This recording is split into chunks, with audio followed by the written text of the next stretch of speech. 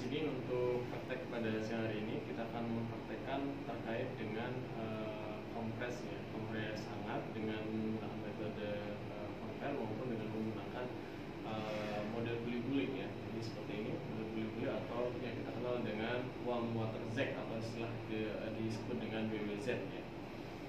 Ini nanti alat yang kita perlukan ada WWZ ini, kemudian ada air dan gelas pengukur ini, atau juga bisa menggunakan dengan menggunakan bak ya, sama sarung tangan kalau misalnya kita nanti akan kontak dengan bagian tubuh pasien yang terbuka ya, sudah ada luka dan seterusnya, kita wajib menggunakan sarung tangan.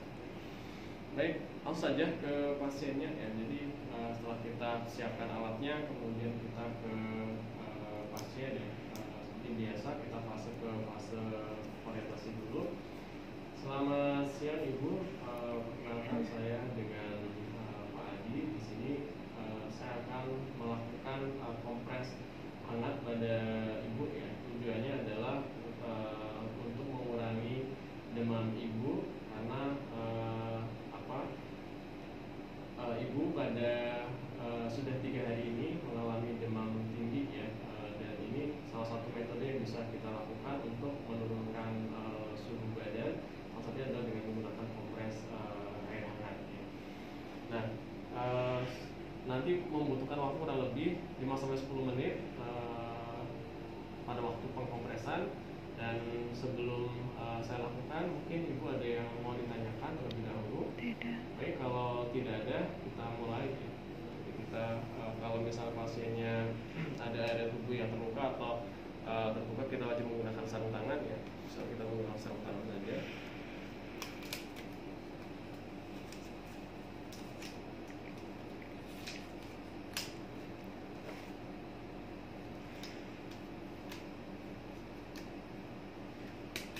Baik, selanjutnya adalah kita sudah menyiapkan airnya tadi ya, dan airnya kita sudah tadi kita isi dengan air hangat, dan kita untuk memastikannya bisa kita lakukan pengecekan suhunya ya dengan menggunakan termometer seperti ini.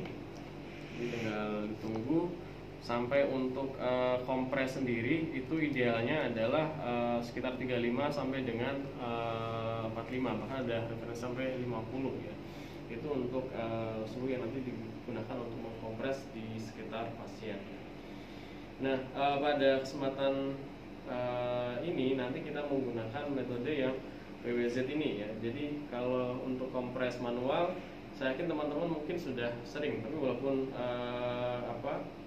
itu nanti kita juga bisa melakukan, bisa dikombinasi antara kompres dengan WWZ ini dengan menggunakan kompres secara manual.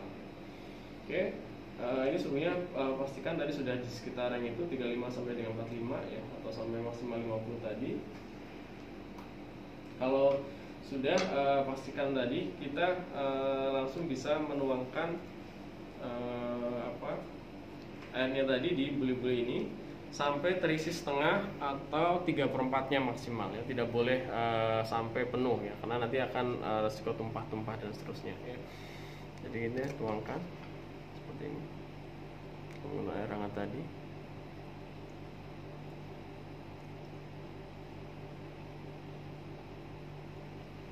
Oke, ini sudah setengahnya ya, dan kita kunci.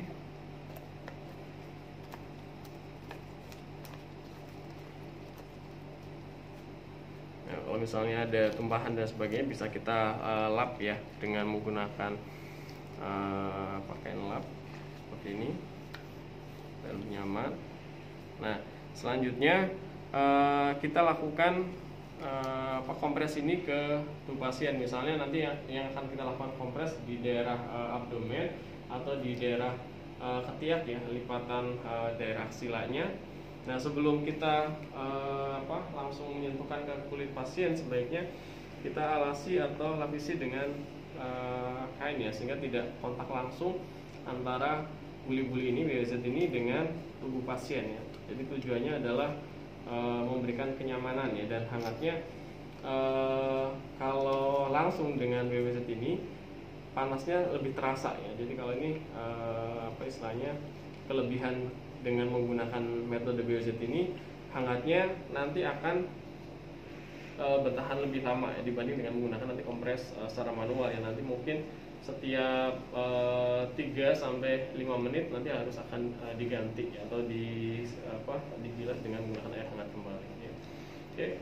Jadi ini kita sudah kontak dengan pasien, misalnya nanti yang mau akan kita kompres di daerah abdomen pasien atau di daerah ketiak pasien, maka pasien tadi suruh apa istilahnya mengempitkan buli-bulinya ini di daerah yang nanti mau akan kita kompres tadi. Jadi misalnya di daerah ketiak pasien, Pak permisi, ini untuk apa istilahnya buli-bulinya saya taruh di daerah ketiak ya, sambil pasiennya suruh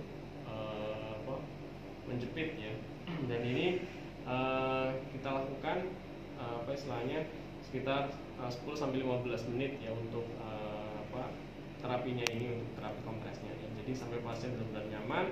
Dan kita lakukan kompres di daerah tempat lain kalau dirasa memang itu perlu ya. Tadi misalnya seperti daerah abdomen atau di daerah torak atau di daerah sekitar leher ya. Untuk kompres-kompres di daerah sekitar leher atau kepala memang biasanya lebih nyaman dengan menggunakan yang konven ya. Jadi menggunakan kanula biasa yang nanti dibasahin dengan menggunakan air hangat yang sudah disediakan, kemudian kita rendam, kemudian kita peras ya.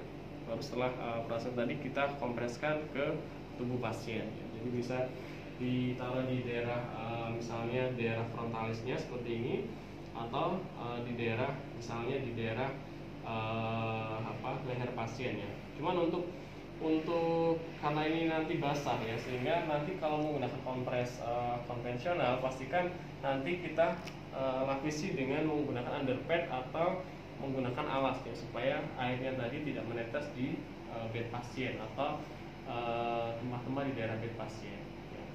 Jadi itu yang nanti bisa dilakukan, dan ini nanti untuk kompres yang manual ini nanti 3 sampai 5 menit harus diganti ya, atau istilahnya harus dibilas dengan menggunakan air hangat kembali, karena suhunya biasanya sudah dingin kembali ya. Jadi supaya lebih efektif sering diganti sekitar 3 sampai 5 menit.